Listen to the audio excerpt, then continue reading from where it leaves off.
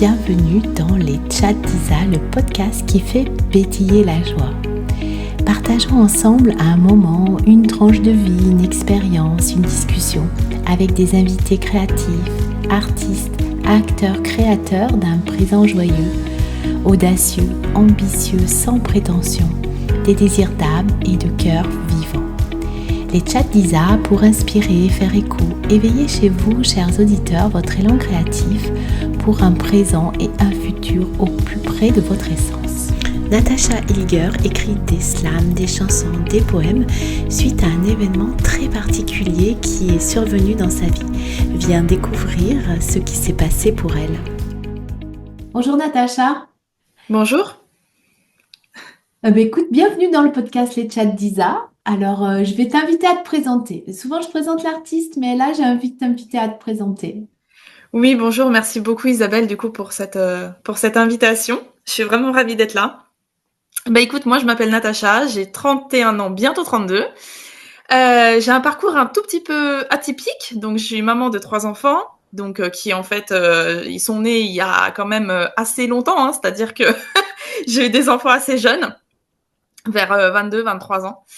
Et donc, en fait, j'ai eu un parcours assez atypique dans le sens où je me suis très vite construite, en fait, comment dire, avec un parcours au départ voilà, enfant, mariage, bref, un parcours très classique.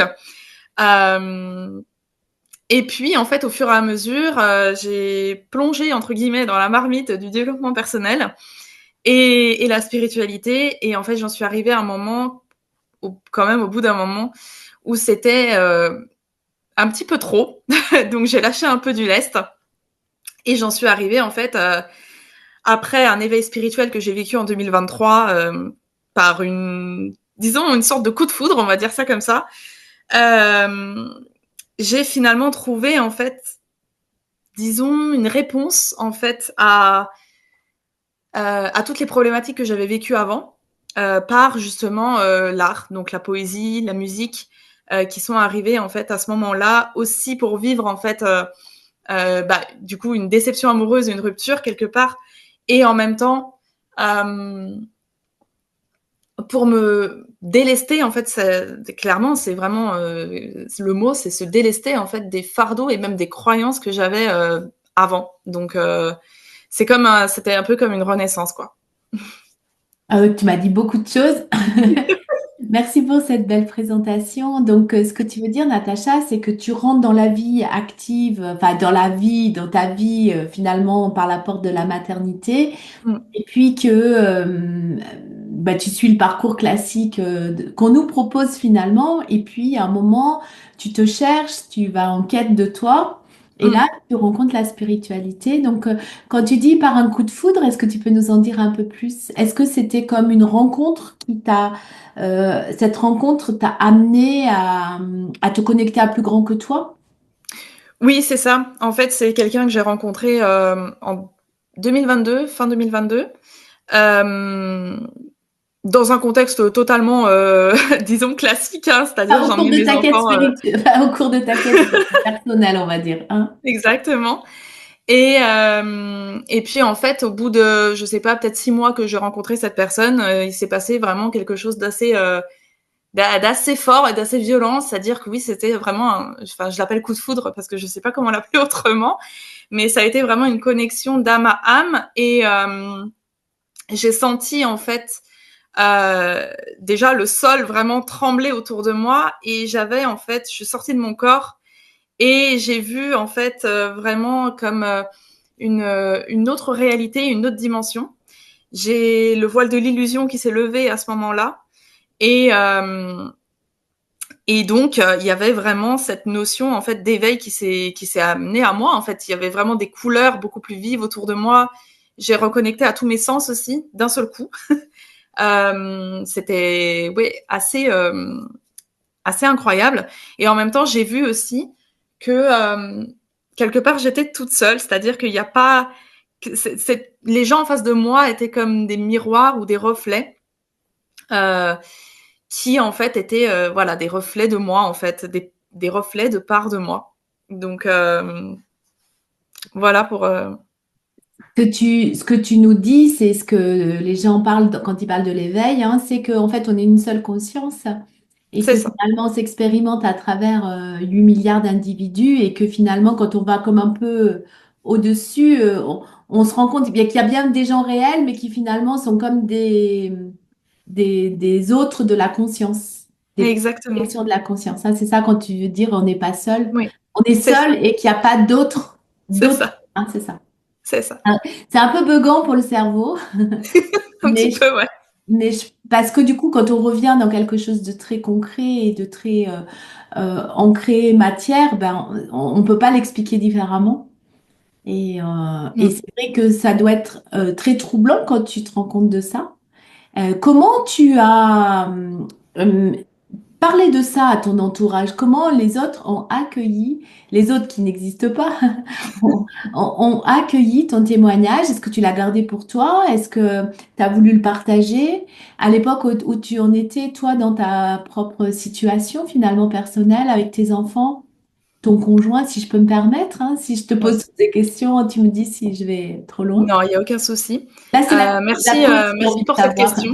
Non, vraiment, merci pour cette question parce que c'est important, je crois, d'en parler et je pense qu'il n'y a pas beaucoup de personnes même qui peut-être ont vécu ça, mais qui ne partagent pas forcément comment leur entourage a réagi. Euh, alors moi, je sais que, alors de par ma famille, du coup, ma famille, mes parents, par exemple, euh, j'ai vécu dans un environnement assez, comment dire, assez terre à terre, c'est-à-dire il n'y avait pas vraiment toutes ces croyances au niveau spirituel, etc. Et donc, quand j'ai décidé en fait de leur parler de ça, surtout à ma mère, du coup, c'est avec qui je suis plus proche. Euh, il y a eu quand même beaucoup d'incompréhension. Elle n'a pas vraiment compris.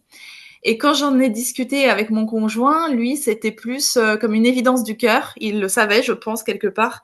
Mais évidemment que c'est très difficile, je pense, d'intégrer ce genre d'enseignement, de concept, quand on l'a pas vraiment vécu à travers ses propres cellules et à travers son propre corps. Donc, ce que je peux te dire, c'est que oui, j'ai partagé ça quelques semaines après. Et j'ai aussi décidé, du coup, de l'écrire à un moment donné dans un recueil de poèmes. Donc en 2024, j'ai décidé de faire ça. Euh, et puis, et donc voilà. Donc pour moi, c'était vraiment en fait une manière de partager ce message avec le plus grand nombre, on va dire ça comme ça. Et là, récemment, du coup, la musique me permet aussi de transmettre ce message d'une autre façon. Mhm. C'est pas moi qui vais te dire le contraire. Du coup, ton conjoint, c'était la personne avec qui tu avais ce coup de foudre? Pas du tout. Pas du tout. Et donc là, Non. lui, comment il réagit, ton conjoint? Oui, ça a été très difficile. Et oui. On a eu vraiment une période très compliquée en termes de voilà de couple, etc. Euh, mais en même temps, je sais pas comment l'expliquer, mais en fait, au fur et à mesure, quelques mois plus tard, en fait, moi, je me suis rendu compte que ce coup de foudre avait aussi transformé en fait la relation que j'avais aussi avec mon mari. Et donc, en fait, au bout d'un moment, ça nous a permis quand même de nous rapprocher, même si bien sûr qu'il y a eu des étapes. Voilà, il y a eu bon, c'était pas toujours facile, mais il a fini par comprendre et d'autant plus que moi, je lui ai tout raconté depuis le début aussi. Je pense que ça a Mm. dû jouer et aider, même au niveau de la confiance. Euh, donc voilà, ça nous a permis quand même de nous rapprocher et moi aussi de hum, passer l'éponge entre guillemets. Je sais pas si c'est le bon mot, mais passer l'éponge sur des choses qui m'étaient restées en travers de la gorge, qui comment dire que j'avais vécu avec lui au début de notre relation et qu'en fait j'avais pas digéré alors que je croyais l'avoir fait, mais en fait non, j'étais restée dessus, bloquée émotionnellement dessus. Et cette personne-là, du coup la personne du coup de foudre, m'a permis en fait de débloquer tout ça en fait. Enfin, ça a été comme une transformation, vraiment une révélation presque.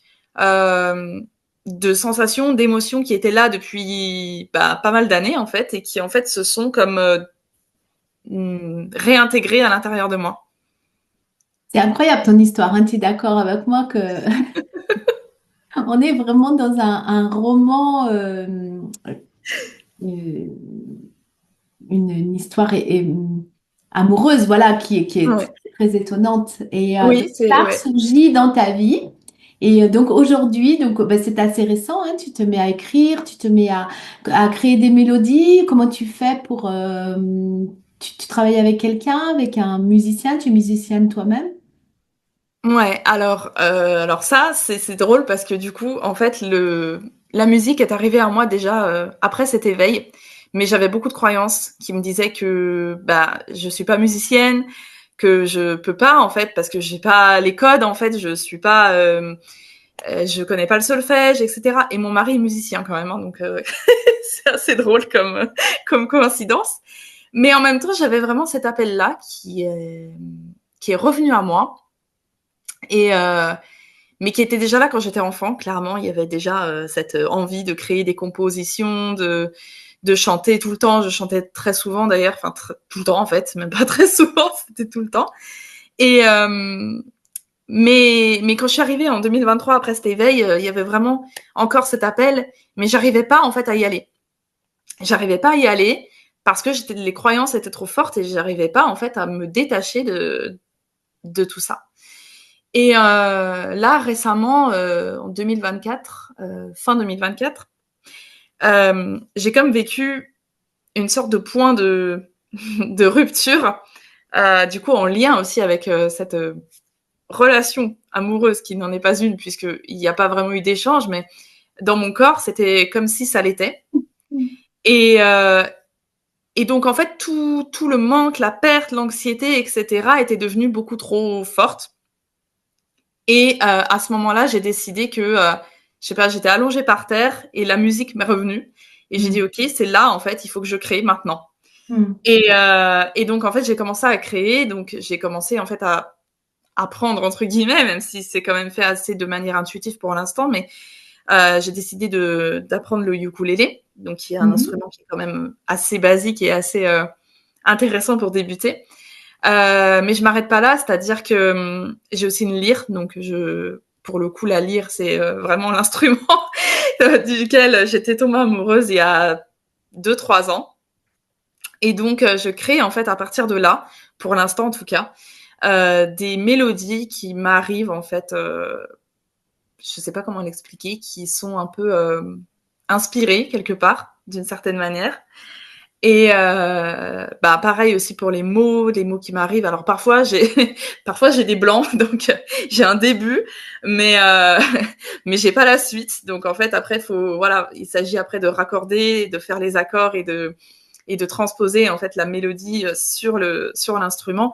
Évidemment que c'est du travail et en même temps c'est comme si c'était quelque chose pour moi qui était très familier. c'est Ouais, très familier. Ah oui, et aussi j'ai décidé de faire, enfin, je crée beaucoup aussi par l'ordinateur, donc par Ouais. l'électronique. Ouais, notamment, C'est bah, pas- évidemment des slams, etc. Donc ça c'est une autre partie, mais voilà, qui complète en fait les mélodies, disons standards quoi. Qu'est-ce que tu veux faire de tout ça, Natacha? De quoi? Et de quoi parlent tes slams? Oui, alors les slams, les mélodies, les chansons. Eh bien, alors de certains sujets qui sont assez quand même en lien avec l'humain. Donc, moi, je suis passionnée de l'humain, hein, clairement. Et donc, voilà, donc ça nous parle beaucoup d'amour, de rupture, évidemment, mais aussi de perte de sens, de deuil, de résilience, oui, de trouver un sens finalement à sa vie. Euh, voilà, je crois que c'est surtout ça, les thèmes, en tout cas pour l'instant, qui me sont venus. Et qu'est-ce que tu veux en faire? Est-ce que du coup, tu vois déjà un peu ton œuvre? Est-ce que tu as déjà une œuvre qui se dessine avec quelque chose qui pourrait faire un ensemble, qui pourrait faire un album ou au moins un Mm, EP? Et puis ensuite, qu'est-ce que tu fais de ça? Parce oui, que c'est pas l'art, il doit être montré, hein, il doit être... bien sûr, évidemment. Alors ça, c'est vraiment un grand sujet. Donc, bah, après, bon, j'ai déjà un recueil de poèmes qui, c'est déjà bien, qui est aux éditions Maya pour l'instant en prévente. Et puis là, du coup, les chansons, donc j'en ai quelques-unes, donc peut-être pas assez pour faire un album. Euh, mais, euh, mais après, le but, oui, c'est de les partager en fait avec, bah, sur les réseaux, avec déjà au départ avec dans mon cercle privé au début, je pense. Il y a vraiment quand même une volonté aussi de m'exposer, de m'affirmer là-dedans. Donc après, le but aussi, c'est, je pense, créer des concerts un peu de manière, comment dire, pas forcément très classique, mais plutôt en lien en fait avec des mantras ou des chants un peu plus spirituels entre guillemets pour vraiment honorer aussi la vie. Je crois que c'est vraiment ça qui m'est demandé à travers en fait cet art-là, c'est vraiment d'honorer la vie, la puissance et la beauté en fait, l'émerveillement aussi de la terre, de la vie et de voilà, enfin ouais de comment dire, de nos parcours aussi en fait et de l'unicité de chacun et de chacune. Et peut-être inspirer d'autres personnes à faire leur propre chemin à leur Oui. manière, hein, bien sûr. Oui, complètement, Ouais, complètement. c'est ça. J'ai aussi pensé, parce que j'en fais, j'ai 3 enfants, donc je Oui. chante beaucoup. Et en fait, tous les soirs, je leur chante une chanson qui est complètement différente par rapport à la veille, avant de s'endormir. Donc en fait, je crée des chansons euh, comme des berceuses, en fait, pour qu'ils Mhm. puissent s'endormir plus sereinement. Et du coup, en fait, c'est aussi le projet, enfin, je nourris en tout cas le projet de créer vraiment des musiques pour enfants qui Mhm. soient très, comment dire, très simples et en même temps connectées et en même temps connectées au grand tout quelque part et en même temps qui leur permettent aussi de trouver leur propre résonance en fait dans leur vie, dans leur parcours. Donc aujourd'hui, c'est ton activité. Oui, on peut dire ça comme ça, ouais. Disons que je fais tout pour. Donc c'est un début évidemment que euh, je pars de zéro quelque part, donc c'est vraiment aussi toute une réinvention. C'est toute une nouvelle en fait manière de voir la vie, de voir le monde. Être artiste, je crois que c'est vraiment poser les yeux en fait un peu partout, sur le présent notamment. Et donc c'est aussi vraiment une manière pour moi de me connecter à la vie, de me connecter au présent. Et oui, clairement en fait d'en faire un métier, mais dans le sens où pour moi le métier c'est qui je suis. C'est pas une partie de moi, c'est aussi le tout, en fait, l'ensemble de la vie qui se dessine à travers moi. Donc, et ça, je me suis toujours beaucoup cherchée. Je savais pas vraiment quoi faire comme métier. J'étais toujours perdue. Et quand je regardais justement les fiches métiers, même quand j'étais plus jeune, je me disais, mais au secours, c'est pas possible. Il y a rien qui me correspond. Et je crois qu'en fait, quand on veut se reconvertir ou chercher son métier, je crois que c'est qu'est-ce qu'on fait de mieux en fait là maintenant tout de suite. Tout à fait. Et on va arriver aussi au métier de l'être, hein, Tout un à métier fait, de l'être en fait, hein. C'est-à-dire que on est et puis ça en fait notre métier. c'est C'est pour ça. ça qu'il n'y aura plus tellement de définitions avec des titres, Mm. comme on veut bien aujourd'hui en donner. Oui, tout à fait. Je pense aussi, ouais. Justement, est-ce que tu aurais une définition? Est-ce que tu te vois artiste ou tu es juste Natacha qui s'exprime à travers de la musique et des slams, et qui ça fait partie, c'est une part de toi? Mm. Ou C'est est-ce une que bonne tout est question. rassemblé, ou est-ce que tout est rassemblé dans cette part, en fait, t'es une maman artiste et une conjointe artiste C'est une bonne question. alors c'est Euh, embête parce que je te dis, il n'y aura plus de définition, puis je t'en demande une, donc Oui, oui, non, bien sûr, mais en fait, c'est une bonne question dans le sens où euh, si je devais répondre, et si je devais répondre du coup maintenant par rapport à l'éveil aussi que j'ai vécu en 2023, euh, je crois une de ces choses que j'ai intégrées depuis, c'est qu'il n'y a pas vraiment de moi fondamental, c'est-à-dire il n'y a pas vraiment d'étiquette ou d'identité précise. Donc, je dirais que l'artiste, oui, je suis artiste et en même temps, le jeu qui est ce jeu, c'est vraiment, comment dire, c'est vraiment mon âme en fait qui s'exprime à travers tout ça, en fait, à travers les chansons, les slams, les compos, bref, à travers tout ça. Et en même temps, je sais que même si j'ai pas tout de suite là un instrument à portée de main, même si je suis avec mon conjoint ou mes enfants, bah, je vais pouvoir chanter directement ou transmettre des mélodies ou enfin, c'est comme si c'était en fait, oui, une part de moi et en même temps, c'est ma vie en fait, tout Ouais, simplement. je comprends tout à Donc, fait. Tu parlais d'un recueil qui va sortir, c'est ce recueil de poèmes qui est en prévente? oui, tout à fait. Dans Le quel- réveil du phénix, son nom. Ouais, ouais. Donc, voilà, il parle vraiment d'une renaissance par l'amour, du coup.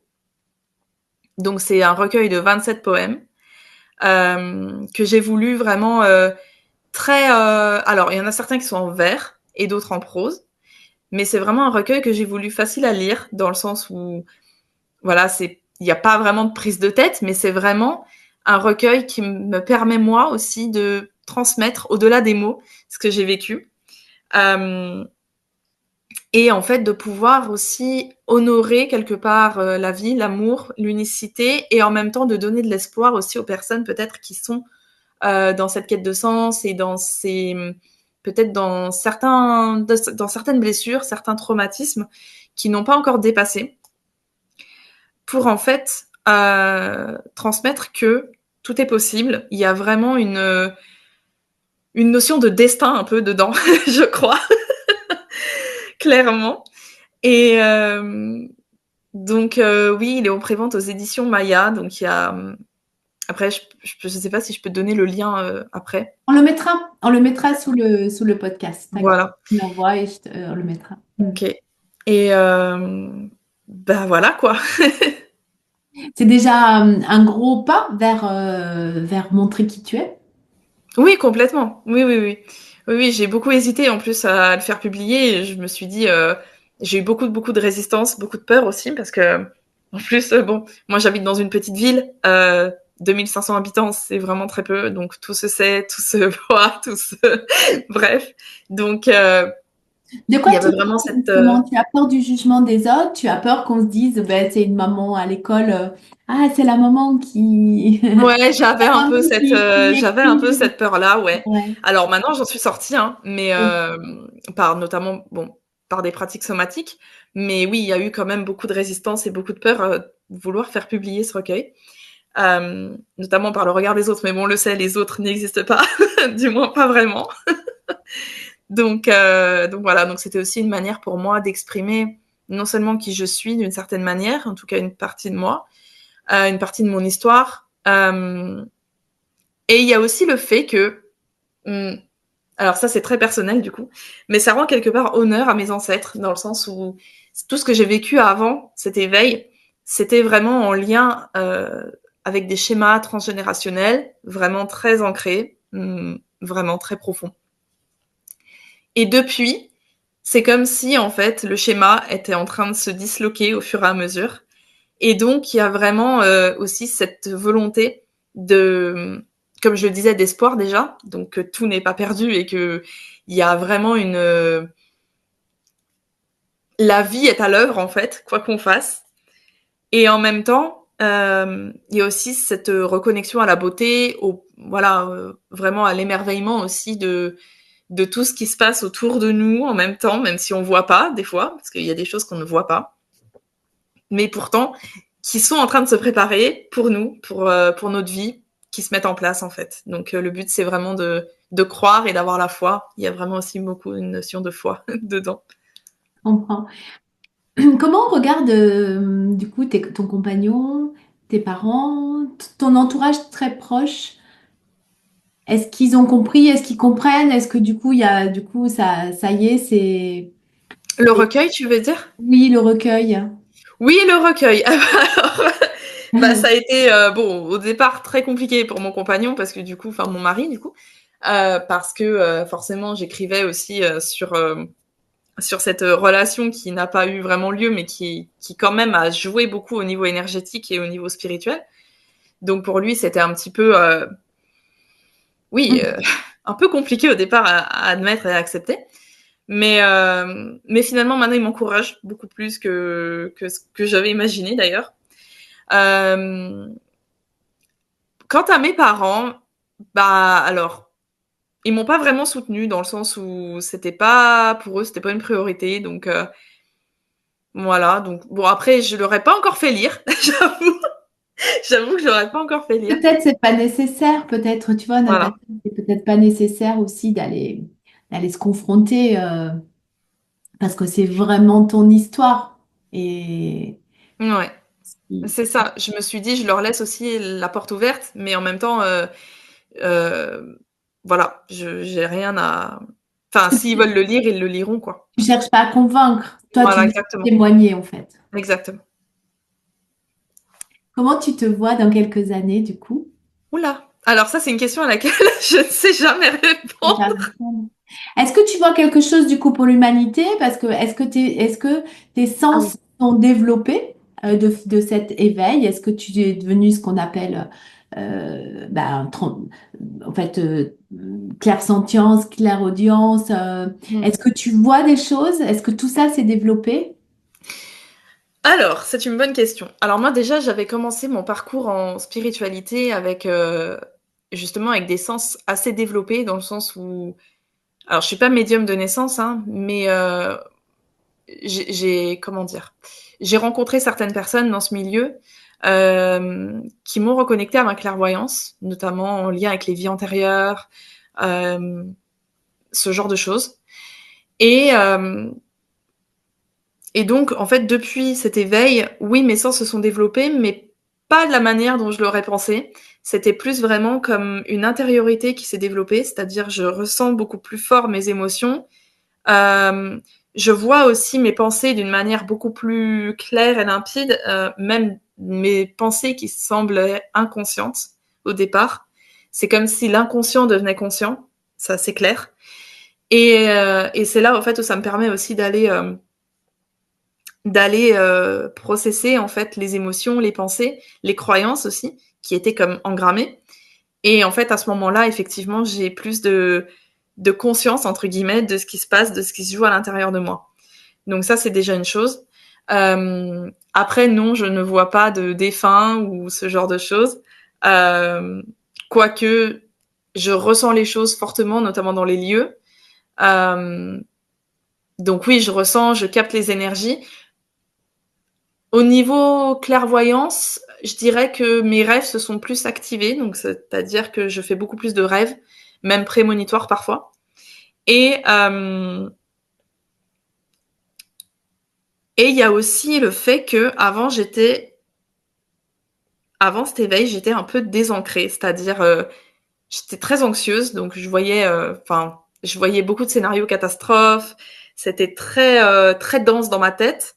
Et depuis ce moment-là, j'ai guéri de ça pratiquement. Et donc en fait, il y a plus de scénarios catastrophes, il y a plus d'anxiété, comment dire, dévastatrice, on va dire ça comme ça. Ou alors vraiment j'ai des épisodes anxieux, je peux réussir en fait à les calmer.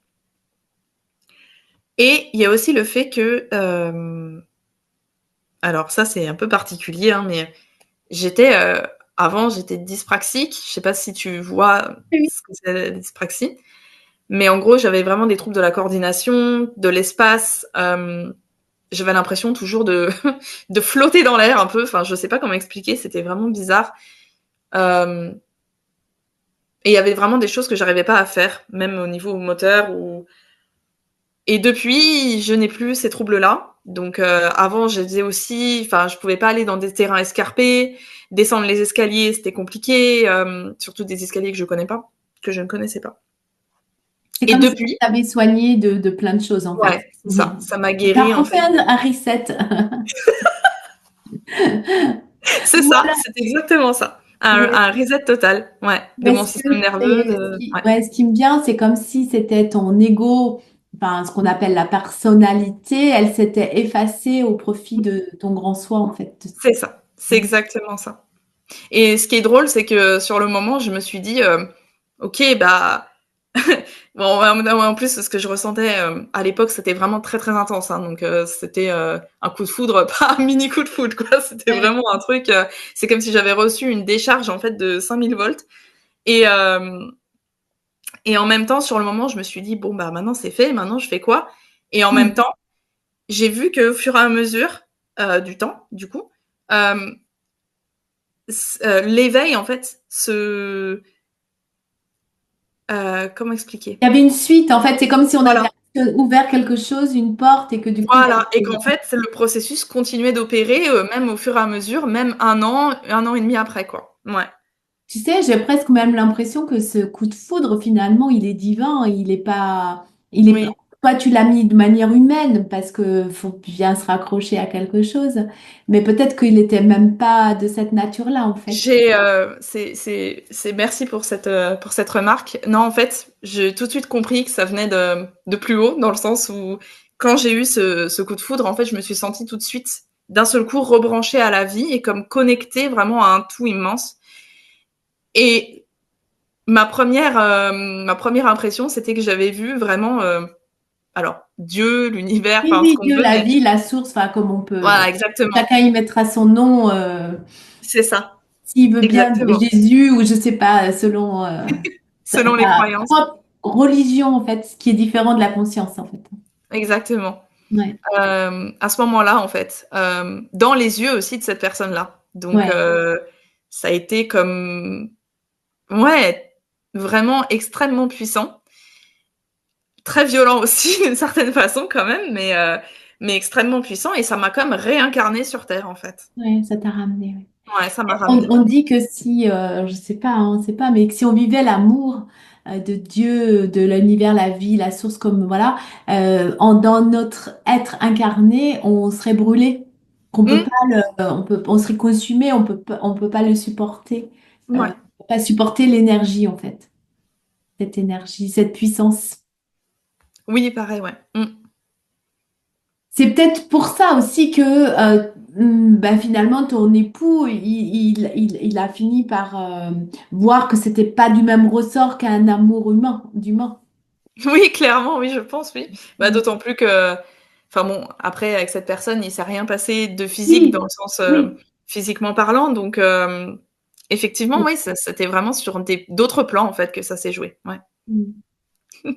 Et donc tu vois pas forcément pour l'évolution du monde, je te sens très présente à la vie et que finalement tu prends les choses comme elles arrivent aujourd'hui. Oui, tout à fait. C'est vraiment ma nouvelle philosophie de vie. Comme avant, je pouvais vraiment être en résistance à la vie et à tout ce qui m'arrivait en fait et ça crée Un énormément de humain normal. Normal, non, non, c'est pas ça, je veux pas. exactement, j'avais mon ego en fait qui prenait toute la place, c'était impossible en fait ouais, de composer en fait avec toutes les parties de moi, c'était assez infernal quand même, je dois dire. Mais c'est ce que vit Et la majorité des gens, en fait, hein. comment? C'est ce que vit la majorité des gens, alors qu'à Oui, l'inverse, on devrait vivre tous comme toi, hein. En fait, on est comme ça quand on est enfant, et finalement, c'est ça, exactement. C'est on vraiment oublie. un retour à l'origine, en fait, un retour au moment où on était enfant et où, en fait, on se laissait juste traverser par nos émotions et c'était OK, en fait. Il y avait pas d'attachement, il y avait pas de jugement, il y avait pas tout ça. Donc, oui, c'est ça, c'est vraiment un retour à qui on est vraiment, en fait. Et moi, ma vision du monde, c'est ça, c'est justement transmettre cette foi quelque part et en même temps, ce rappel du cœur, quelque part, c'est aussi ça aussi. C'est vraiment un rappel euh, du fait qu'il n'y a rien à chercher, il n'y a rien à trouver, il n'y a rien à courir après. Tout est On est déjà déjà là. bien comme on est. Ouais, et je crois que le monde bah, a fortement besoin en fait de paix intérieure, clairement. Ah Donc ben, c'est sûr que dès qu'on est là, ben après, que tu n'as plus besoin de rien, tout arrive en fait, finalement, parce que voilà, tu penses à quelque chose où tu émets le désir, tu n'as c'est plus ça. de besoin, tu n'as plus que des désirs, et de fait, bah, tu les matérialises. Exactement, Ouais. tout à fait. Est-ce que tu voudrais ajouter quelque chose, Natacha, à ce récit épique? C'est vrai que c'est un récit assez une épopée quoi, ouais. Mais non, bah écoute, à part te remercier Avec vraiment de grand cette plaisir. invitation et remercier aussi toutes les personnes qui écouteront ce podcast. Je crois vraiment que le fait d'être artiste, c'est aussi être artiste de sa vie. Si je pouvais vraiment mettre un mot de fin, artiste de sa vie, c'est vraiment créer en fait la magie quelque part dans notre vie, même si on peut se dire qu'il n'y a pas de magie parce qu'on doit payer des factures ou ou ce genre de choses. Mais en vrai, on est en fait comme une seule unité, une seule conscience, et vraiment, même les factures, en fait, ont leur place dans notre vie, même si parfois ça peut sembler complètement, complètement absurde. Et pourtant, l'argent, les factures, le matériel, en fait, la matière a vraiment sa place dans notre vie, même dans notre intériorité, en fait. Et le but, Oui, je crois, c'est vraiment de faire le pont entre ces deux facettes-là, entre l'artiste, la matière, entre la spiritualité, la matière, l'ancrage, et voilà. Je crois que c'était le mot et de oui, la fin. parce que quand on paye des factures, c'est qu'on a de l'électricité, donc c'est une grande chance d'avoir la lumière et on se réjouit de ça, alors qu'en fait, Exactement. euh, on devrait se réjouir de toute la matérialité qui est Oui, là, oui, de tous les gens qui ont inventé tous ces objets qui nous facilitent la vie. c'est exactement ça. Et on devrait dire, oui, chouette, je payais mon eau que j'ai au robinet. Quand il y a des gens qui ont, enfin, il y a bien moins de personnes, mais il y a encore sur Terre des gens qui vont chercher de l'eau et qui est pas potable et qui peuvent Mmh. avoir des maladies, qui prennent des risques à aller chercher de l'eau. Et Ouais, je crois qu'on complètement, a oublié la chance qu'on a. c'est ça. Merci Natacha, je te souhaite une belle journée aux auditeurs et puis à très vite. Avec joie, merci beaucoup Isabelle. Je te souhaite également une magnifique journée. Merci. J'espère que cet épisode vous a plu et vous a inspiré. Retrouvez mon actualité sur le site www.coach-isabelleleroy.fr.